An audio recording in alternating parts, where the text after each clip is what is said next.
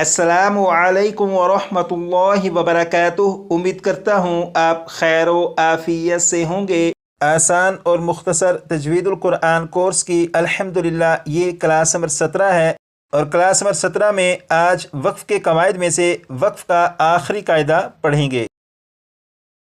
यहाँ पर देखें, लिखा है अगर किसी लफ्ज़ के आखिरी हर्फ पर, अगर किसी लफ्ज़ के आखिरी हर्फ पर 6 मरतबा पढ़ेगा।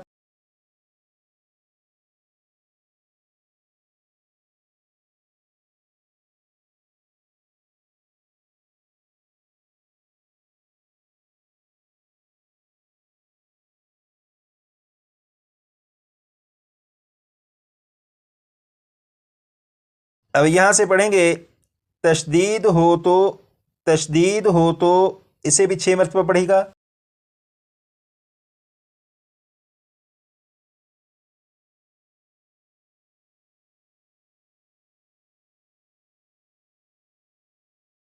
अब यहाँ से पढ़ेंगे जब उस लफ्ज़ पर वक्फ़ करेंगे, जब उस लफ्ज़ पर वक्फ़ करेंगे 6 मरतबा पढ़ेगा।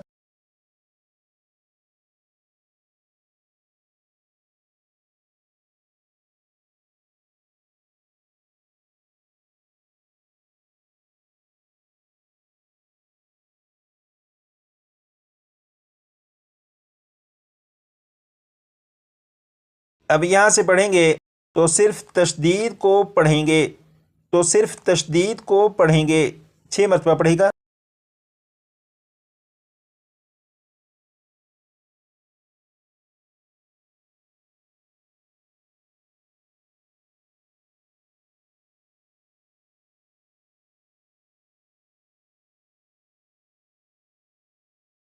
आपने पढ़ा अगर किसी लफ्ज़ के आखिरी हर्फ पर तशदीद हो तो जब उस लफ्ज़ पर वक्फ़ करेंगे तो सिर्फ तशदीद को पढ़ेंगे। इसका मतलब यह है कि कुरान पाक को पढ़ते हुए अगर किसी ऐसे लफ्ज़ पर वक्फ़ करें कि उस लफ्ज़ के आखिरी हर्फ पर तशदीद हो, तो जब उस लफ्ज़ पर वक्फ़ करेंगे तो उस लफ्ज़ के आखिरी हर्फ पर जो तशदीद हो उस तशदीद को तो पढ़ेंगे, लेकिन उसके अलावा उस हर्फ के ऊपर जो हरकत वगैरह होगी उसे नहीं पढ़ेंगे। जैसे यहाँ पर आप देखें, ये जो लफ्ज़ है बिस्मिल्लाहिर्रहमानिर्रहीम, ये लफ्ज़ लिखा है कुल्ला कुल्ला कुल्ला, लेकिन जब इस लफ्ज़ को वक्फ में पढ़ेंगे तो लाम के ऊपर जो ज़बर है इस ज़बर को नहीं पढ़ेंगे और ये लफ्ज़ पढ़ा जाएगा कुल कुल कुल। इसी तरह यहाँ पर देखें, ये जो लफ्ज़ है इस लफ्ज़ का आखिरी हर्फ नून, और नून के ऊपर तशदीद है, और आपने क्लास नंबर 2 में पढ़ा था कि नून मुशद्दद और मीम मुशद्दद में हमेशा गुन्ना होता है।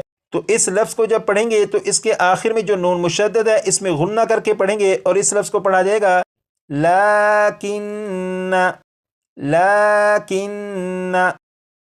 लेकिन जब वक्फ में पढ़ेंगे तो नून के ऊपर जो तशदीद है इस तशदीद को तो पढ़ेंगे, लेकिन नून के ऊपर जो ज़बर है इस ज़बर को नहीं पढ़ेंगे। और ये लफ्ज़ जो लिखा है लाकिन्ना, वक्फ में इसे पढ़ेंगे लाकिन लाकिन। इसी तरह ये जो लफ्ज़ है इस लफ्ज़ को देखिएगा, इस लफ्ज़ का आखिरी हर्फ रा, रा के ऊपर तशदीद भी है और रा के ऊपर 2 पेश भी हैं, और ये लफ्ज़ लिखा है मुस्तमिर्रुन मुस्तमिर्रुन।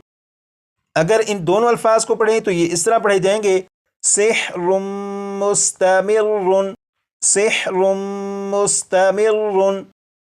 लेकिन जब वक्फ में पढ़ेंगे तो ये जो लफ्ज़ है इस लफ्ज़ के रा के ऊपर जो तशदीद है इसे तो पढ़ेंगे, लेकिन रा के ऊपर जो 2 पेश हैं इन्हें ख़त्म कर देंगे।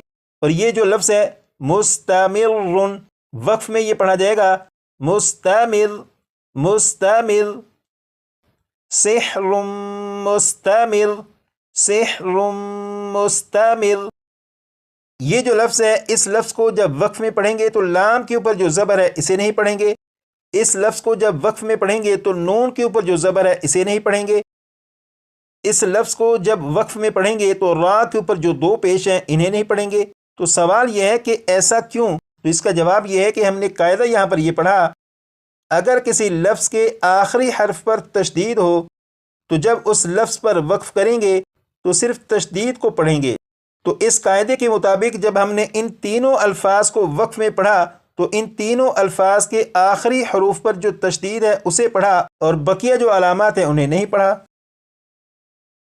یہ والا جو قاعدہ ہے یہ آپ نے کلاس نمبر 16 میں پڑھا تھا۔ کھڑا زبر، حروف مدہ اور ساکن حرف وقف میں تبدیل نہیں ہوتے۔ یہ جو لفظ ہے اس لفظ میں لام کے اوپر کھڑا زبر ہے، تو اس لفظ کو اگر بغیر وقف کے پڑھیں تو یہ پڑھا جائے گا وَتَوَلَّا وَتَوَلَّا، لیکن جب وقف میں پڑھیں تو وقف میں بھی یہ اسی طرح پڑھا جائے گا وَتَوَلَّا، یعنی وقف اور بغیر وقف کے دونوں صورتوں میں یہ اسی طرح پڑھا جائے گا۔ تو ایسا کیوں؟ اس کی وجہ یہ ہے کہ قاعدہ یہ ہم نے پڑھا کہ کھڑا زبر، حروف مدہ اور ساکن حرف وقف میں تبدیل نہیں ہوتے، تو یہاں پر کیونکہ لام کے اوپر کھڑا زبر ہے اس لیے جب یہاں پر وقف کریں گے تو کھڑا زبر کو پڑھیں گے۔ یہاں پر دیکھیں یہ پارہ نمبر 30 ہے، اور پارہ نمبر 30 میں یہ جو ریڈ کلر کا نشان ہے یہاں پر توجہ دیجیے گا۔ یہ جو لفظ ہے یہ ہے یزکا، اگر اسے وقف میں پڑھیں تو وقف میں بھی اسی طرح پڑھا جائے گا، اس میں کوئی تبدیلی نہیں ہوگی، اور وقف میں بھی یہ پڑھا جائے گا یزکا۔ تو اس لفظ کے آخری حرف پر وقف میں اس لیے کوئی تبدیلی نہیں کریں گے کیونکہ یہاں پر کاف کے اوپر کھڑا زبر ہے، اور جب وقف کریں گے تو کھڑا زبر کو پڑھیں گے۔ لیکن یہاں پر سوال یہ ہے کہ ہم نے آج کی کلاس میں جو قاعدہ پڑھا وہ یہ ہے کہ اگر کسی لفظ کے آخری حرف پر تشدید ہو تو جب اس لفظ پر وقف کریں تو صرف تشدید کو پڑھیں گے۔ تو یہاں پر کاف کے اوپر تشدید بھی ہے اور کھڑا زبر بھی ہے، تو جب یہاں پر وقف کریں گے تو ہونا تو یہ چاہیے تھا کہ کاف کے اوپر جو تشدید ہے اسے پڑھتے، کھڑا زبر کو نہ پڑھتے، لیکن ایسا نہیں کیا۔ تو اس کی وجہ کیا ہے؟ اس کی وجہ یہ ہے کہ تشدید کا جو قاعدہ ہے وہ بھی اپنی جگہ پر بالکل درست، کھڑا زبر کا جو قاعدہ ہے وہ بھی اپنی جگہ پر بالکل درست، لیکن یہاں پر دونوں قاعدے اکٹھے آ چکے ہیں۔ تو جب ایسا ہو کہ یہ دو قاعدے اکٹھے آ جائیں تو پھر تشدید کے قاعدے کے مطابق عمل نہیں کریں گے بلکہ کھڑا زبر کے قاعدے کے مطابق عمل کریں گے، اور وقف میں کھڑا زبر کے قاعدے کے مطابق کھڑا زبر کو ایک الف کے برابر کھینچ کر پڑھیں گے۔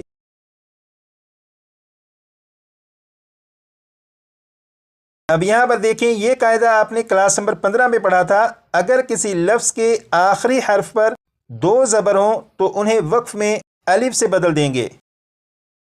جیسے یہاں پر آپ دیکھیں یہ جو لفظ ہے یہ ہے الفافن، یہاں پر فا کے اوپر دو زبر ہیں، تو جب یہاں پر وقف کریں گے تو دو زبر کو الف سے بدل دیں گے، اور یہ جو لفظ ہے الفافن، یہ الفافن نہیں پڑھا جائے گا بلکہ وقف میں یہ پڑھا جائے گا الفافا۔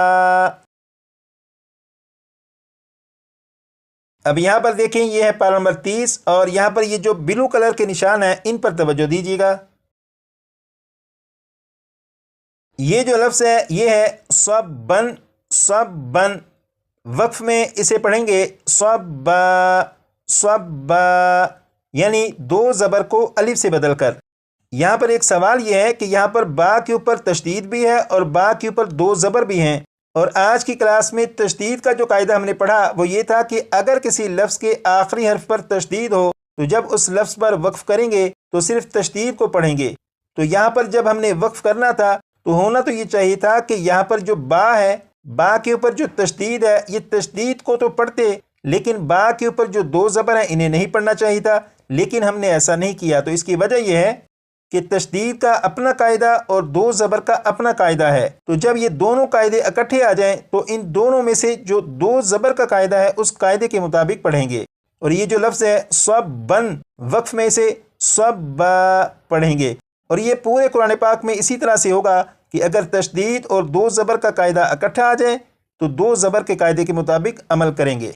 اور یہ جو میں آپ سے بار بار گزارش کرتا ہوں کہ آپ اپنے سبق کو اتنی مرتبہ پڑھیے گا تاکہ یہ آپ کو یاد ہو جائے، آپ اپنے پچھلے اسباق کو اتنی مرتبہ پڑھیے گا تاکہ وہ مزید پختہ ہو جائیں۔ تو یہ بار بار کہنے کا مقصد یہ ہوتا ہے کہ آپ اپنے قواعد کو پڑھتے رہیں، وہ مضبوط ہوتے رہیں، وہ اچھی طرح سے یاد ہوتے رہیں، کیونکہ ان قواعد کی بنیاد پر ہی قرآن پاک کے کسی بھی لفظ کو، قرآن پاک کی کسی بھی آیت کو جب آپ خود پڑھنا چاہیں اور کوئی مشکل لفظ آپ سے پڑھا نہ جا رہا ہو تو ان قواعد کی بنیاد پر آپ اس مشکل لفظ کو بھی آسانی سے پڑھ سکیں گے۔ اس لیے آپ کوشش کریے گا کہ اپنے قواعد کو اچھی طرح سے یاد رکھیں تاکہ جب قرآن پاک کے سبق پر پہنچیں تو قرآن پاک کو اس سبق کو پڑھنا، سمجھنا، یاد کرنا آسان ہو سکے۔ تو آج کی کلاس میں یہ جو سبق پڑھا اس سبق کو کم از کم 25 سے 30 مرتبہ پڑھ لیجیے گا تاکہ یہ بھی آپ کو یاد ہو سکے۔ اور آپ نے اب تک وقف کے جتنے قاعدے پڑھے انہیں کلاس کے آخر میں لگا دیتا ہوں تاکہ آپ ان کی بھی دہرائی کر سکیں۔